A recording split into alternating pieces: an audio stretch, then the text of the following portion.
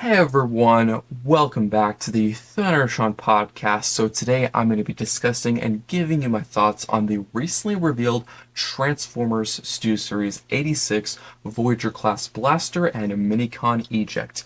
Now before I get into my thoughts and all the information that we have on these figures, please leave your thoughts on these figures in the comment section down below. Are they a pickup or a pass? Now starting right off with the price, this set will be priced at $35, not including tax and shipping.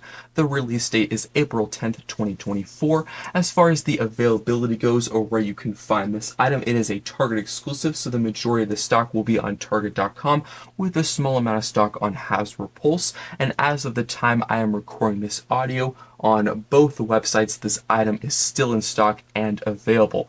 Now, getting into my thoughts and all the details on this figure, if you don't know, it is using the Kingdom Voyager class blaster mold with no new tooling. It's just a straight up reprint, redeco, this time done, and a more G1 cartoon accurate look. So I have to say, if you do have the Shatterglass or Kingdom version of Blaster, would I say this item or figure is a high priority? Probably not. But if you're a completionist like me, you probably will be picking up this item. But if you don't have any version of Blaster, such as this new one or the older two versions, I highly recommend to just get one of them because I think it's a very good version of Blaster and a very good mold. But getting into the details, I do quite like all the bright colors. It definitely screams G1 and cartoony, like the bright red, the white, the silver, the black, the gray.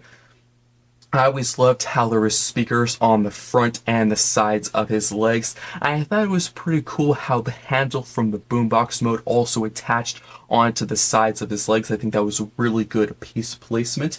And interesting enough, you may not know this, but if you do look on his chest where his cassette tape holder is, they did remove the clear plastic that was used with the past Kingdom and Shatterglass version of this mold. I personally don't have a problem with it. That might be kind of different for people's opinions. You might have preferred the clear plastic. Some people maybe have not liked it. I honestly am actually kind of glad they removed it because it looks a bit different and separate from the previous versions of this blaster mold.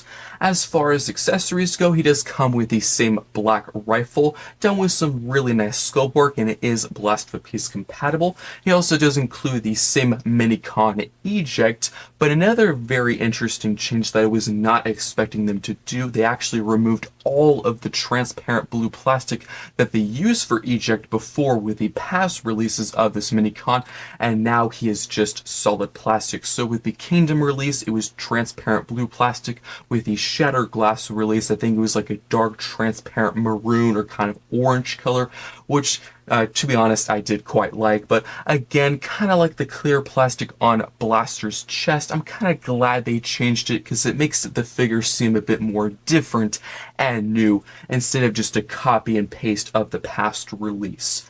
Now for transformation, I would assume for Eject and Blaster, they should be the exact same thing as the past uses of these molds. And if you don't own any of those, I would say they're very fun, intricate, and involving, but not challenging. Now getting into their alt modes, Eject transforms into a small little cassette tape deck which can be put inside Blaster, or you can just leave them separately and put them off to the side. The rifle can be stored on the back of Blaster's boombox mode, but I typically don't like the look of that because if you hold the boombox, you can sometimes knock the blaster off because it's where you would typically put your hands and hold the figure. So I usually just put it off to the side because I don't want it getting in the way. But the details of the boombox, I really do like all the knobs, the speakers, the buttons. Of course, none of them actually work, but just adds a lot of those little details just to make this figure and this boombox so much fun. But that's all I really have to say on this item. I hope you enjoyed this Thundertron podcast segment, and I will see you next time.